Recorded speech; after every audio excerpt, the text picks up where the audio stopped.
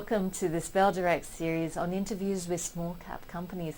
I'm Julia Lee, an equity strategist with BellDirect, and today I'm very happy to be joined by Dr. Peter French, the CEO and MD at Benitec.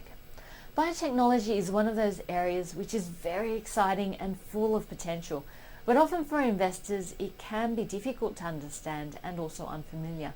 And I think that's the case with gene silencing. So would you be able to explain to us a little bit about gene silencing and its application in humans?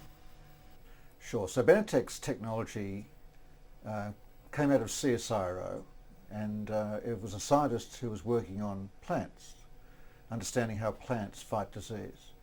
And the scientist's name is Dr. Michael Graham, and he's our founding scientist and continues to be with the company, even though the work was done in the late 1990s. And essentially what it is a way of being able to turn off genes that cause disease.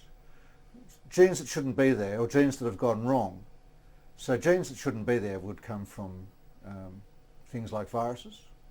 So if you have a virus infection, the way the virus propagates throughout the body is via its genes. And so being able to stop those genes from working means the virus can't grow and divide, can't become infectious, and therefore the virus can be eradicated from the body by turning off or silencing those genes.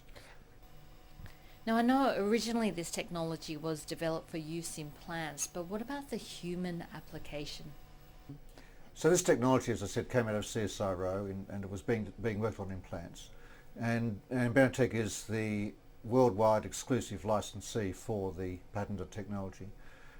Up until last year, it hadn't been used or tested in humans. It's a technology that is brand new, and therefore how well it works, even though it's been tested in thousands of experiments in cell culture and thousands of animals, it's only just now that we are, I guess, testing how well it works in humans. Is it safe and is it effective? So we started a clinical trial last year in patients with hepatitis C, and it's a slow and go because the FDA, the regulatory body that monitors this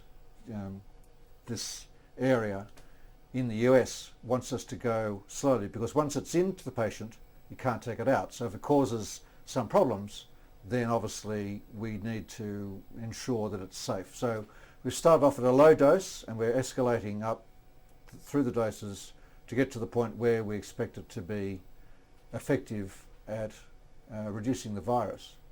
So to date we've dosed 7 patients, and that's the first 3 dose levels, and we expect shortly to be entering into dose levels that will be effective and safe. And so we're very excited about the next 3 or 4 months in terms of that progress. So the potential in terms of application of this technology to humans and diseases is blue sky, and I guess one of the more near-term goals is through commercialization to Hep C patients. But looking at this Hep C area, and there are already many drugs in development or that have been developed already. In fact, it looks like in the next few years we'll be able to see tablets over a number of weeks which may eradicate the disease. So what makes your product different from the competition? Why? Yeah, that's a great question. I mean, people say that Hep C is a problem that's solved because Harvoni and Sovaldi in the US have been shown to be able to cure the disease in over 90% of patients. It's a 12-week treatment that consists of taking a pill with multiple different molecules in them for on a daily basis for 12 weeks. So that's a great breakthrough, and in fact it's become the biggest selling drug in the world.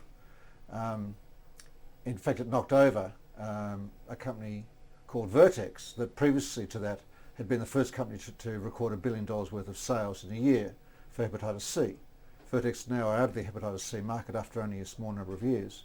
And Gilead, the makers of Harvoni and Sovaldi, are now the leaders. However, if we're able to produce a single shot cure for hepatitis C that not only clears the disease from the body with that single injection, but provides ongoing protection for months or years from reinfection, that's a significantly better way to treat the disease than a 12-week course of pills that once you finish that, you may get reinfected sometime in the future. So we think we could possibly do to Gilead what Gilead did to Vertex if our clinical trial results go the way that we expect them to from our preclinical data. Finally, where do you see the key catalysts for the business? If you get to the point where you can prove safety and efficacy at an early stage, there are big pharma companies out there who will be very interested, particularly in our hepatitis B and AMD programs, in partnering with us early. So if the price was right, we would hope to be able to be successful in doing good deals for our shareholders. Our muscular dystrophy program we may well take to the market, all the way to the market ourselves, because that only targets a very small number of patients worldwide. So that's possible for us as a small company to do. But the aim is to piggyback ourselves up to do deals, good deals, for each of our major programs with big pharma, and that way grow and develop the company to what will be a substantial biotech company in years to come. That was Dr. Peter French, CEO and MD at biotechnology company Benitec. We hope you've enjoyed this interview, and if there are any other small cap companies that you'd like us to interview, please send us an email, support@belldirect.com.au. Thanks for joining us, and we hope to see you next time.